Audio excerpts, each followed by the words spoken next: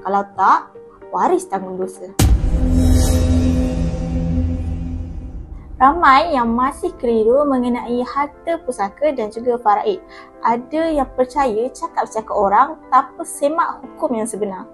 Jadi, apabila kita percaya, maka wujudlah harta terbuku dan hubungan kekeluargaan menjadi renggang. Jadi jom, kita bongkar beberapa mitos yang menarik mengenai harta pusaka. Mitos yang pertama, anak lelaki. Mitosnya, anak lelaki jamin semuanya selesai. Realitinya, anak lelaki hanya mendapat bahagian yang lebih dalam harta pusaka.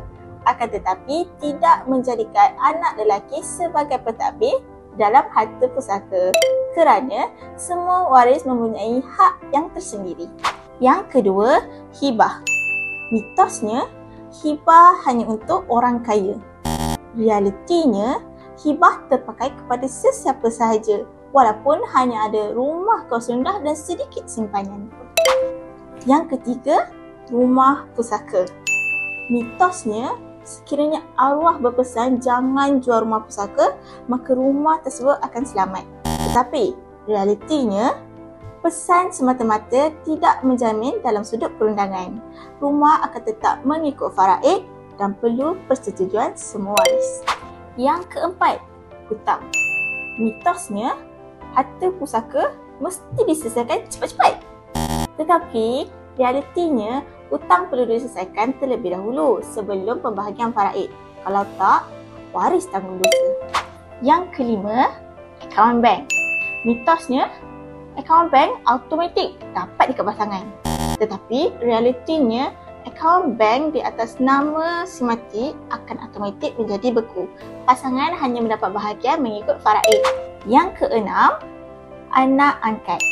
Mitosnya, anak angkat sama je macam anak kandung dalam bahagian faraid. Tapi, realitinya, anak angkat tiada hak di dalam harta faraid. Sekiranya mahu diberikan kepada anak angkat, perlulah melalui wasiat dan juga hibah. Ingat tu, yang ketujuh, isteri. Mitosnya, isteri akan dapat semua harta bila suami meninggal.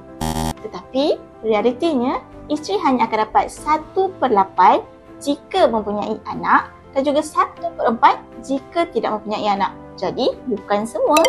Yang terakhir, bila perlu merancang. Mitosnya, alah kita rancang bila dah tua je. Tapi, realitinya kematian tidak mengenal usia. Lagi awal kita rancang, lagi mudah urusan waris nanti. Jadi, kesimpulannya, jangan biarkan mitos mengganggu urusan yang penting seperti hukum faraid dan juga harta pusaka. Realitinya, setiap keputusan perlu berpandukan hukum syarak dan juga undang-undang. Nak tahu cara yang betul dan patuh syariah? Jangan lupa hubungi kami hari ini untuk mendapatkan sesi konsultasi secara percuma. Bye!